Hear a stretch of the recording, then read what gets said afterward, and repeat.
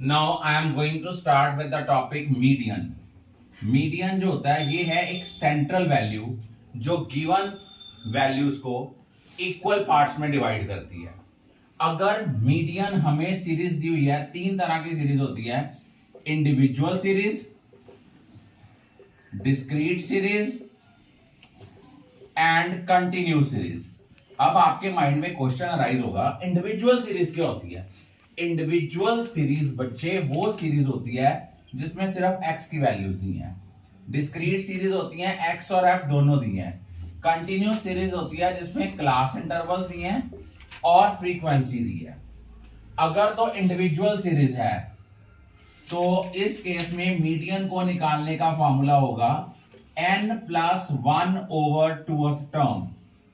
Discrete series दी है, मान लो x दिया है 5, 7, 9, 12, 15। फ्रीक्वेंसी दी है 2, 3, 1, 4, 3। यहां निकालेंगे cumulative frequency 2, 2 plus 3 5, plus 5 1 6, 6 plus 4 10, 10 और 3 13। अब यहां पे मीडियन का फॉर्मूला होगा n plus 1/2 term. 13 plus 1 divided by 2, answer आएगा 7th टर्म।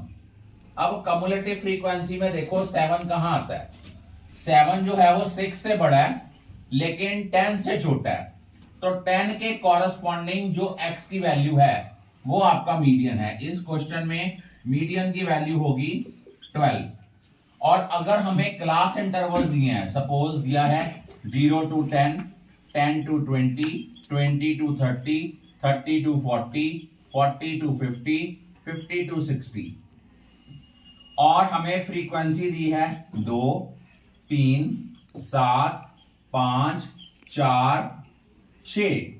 पहले हम निकालेंगे कम्युलेटिव फ्रीक्वेंसी। पहली तो एज इट इज रहेगी 2, फिर क्या होगा 2 प्लस 3 5, 5 और 7 12, 12 और 5 17, 17 प्लस 4 21, 21 और 6 27।